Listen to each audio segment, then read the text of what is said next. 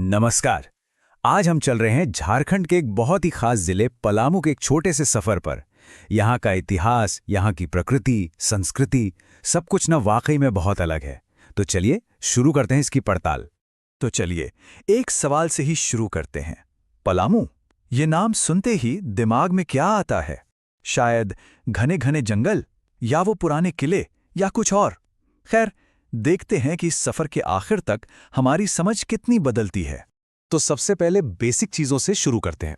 पलामू की पहचान क्या है, इसका भूगोल कैसा है, और किसी भी जगह को समझने के लिए सबसे सही शुरुआत होती है उसके एडमिनिस्ट्रेटिव सेंटर से, मतलब उसकी राजधानी से।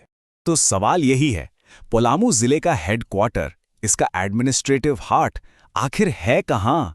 वो कौन सा शहर है जहां से पूरे जिले का कामकाज चलता है? और इसका जवाब है मेदिनीनगर। लेकिन यहाँ एक दिलचस्प बात है, इसका एक पुराना नाम भी था, डाल्टनगंज। और जब भी किसी जगह का नाम बदलता है ना, तो वो अक्सर अपने साथ उस इलाके के इतिहास और पहचान की पूरी कहानी समेटे होता है। तो चलिए अब थोड़ा टाइम में पीछे चलते हैं, पलामू के इतिहास के पन्ने पलटते हैं। यहाँ पर ना बड़े बड़े शक्तिशाली राजवंशों ने राज किया है, और उनकी छाप आज भी यहाँ देखने को मिलती है। और देखिए, जब भी पलामू के इतिहास की बात होती है ना, तो एक चीज का जिक्र जरूर आता है, वहां का शानदार पलामू किला। पर सोचने वाली बात यह है कि इतना विशाल किला आखिर बनवाया किसने था? इसे बनवाया था चेरो राजवंश के राजाओं ने। उन्होंने इस इलाके पर बहुत लंबे समय तक शासन किया, और ये किला आज भी उनकी ताकत और उनकी शानदार आर्किटेक्चरल स्किल्स की गवाही देता है। अब देखिए, हर डायनेस्टी में ना एक ऐसा राजा जरूर होता है जिसके दौर को गोल्डन एज कहा जाता है, मतलब जब सब कुछ बढ़िया चल रहा था। तो चेरो वंश में वो सबसे महान, सबसे मशहूर राजा कौन थे? वो थे मेदिनी राय। उनके राज को आज भी न्याय और तरक्की के लिए याद किया जाता है। और याद है, डाल्टनगंज का नाम बदल गया था, तो उन्हीं के सम्मान में इसका नाम मेदिनीनगर रखा गया। मतलब उनकी विरासत आज भी इस शहर के नाम में जिंदा है। तो एक नजर डालते हैं कि ये सब कब हुआ। देखिए, 17वीं सदी में चेरो राजाओं ने किले की नींव रखी।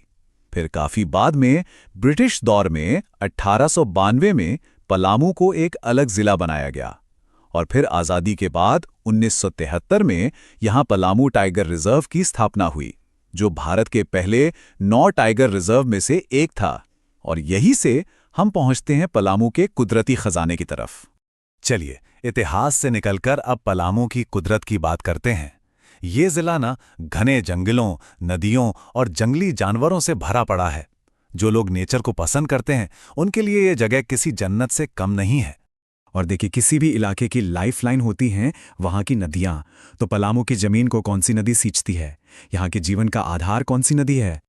उस नदी का नाम है उत्तर कोयल नदी। और ये सिर्फ सिंचाई या पीने के पानी का सोर्स नहीं है, बल्कि ये आगे जाकर सोन नदी जैसी बड़ी नदी में मिल जाती है। इससे पता चलता है कि ये इलाका एक बड़े रिवर सिस्टम का हिस्सा है। अच्छा, पलामू की बात हो और बेतला नेशनल पार्क का जिक्र न हो, ये तो हो ही नहीं सकता। ये पार्क ना जाने कितने ही जंगली जानवरों का घर है। तो चलिए देखते हैं कि यहाँ खास क्या क्या देखने को मिल सकता है। यहाँ टाइगर्स दिख सकते हैं, बड़े बड़े हाथी देख सकते हैं, और कई तरह के हिरन तो आराम से दिख जाते हैं।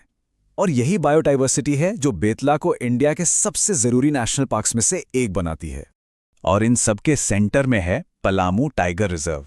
जैसा मैंने पहले बताया था, ये देश के उन पहले 9 टाइगर रिजर्व्स में से एक था, जिन्हें 1973 में प्रोजेक्ट टाइगर के तहत बनाया गया था। सोचिए, टाइगर्स को बचाने में इसका कितना बड़ा और ऐतिहासिक रोल रहा है। तो चलिए अब आखिर में एक नज़र डालते हैं पलामू के आज के एडमिनिस्ट्रेशन और यहाँ के लोगों की जिंदगी पर। इससे हमें जिले की मौजूदा तस्वीर समझने में काफ़ी मदद मिलेगी। ये जो नंबर दिख रहा है 21, ये क्या है?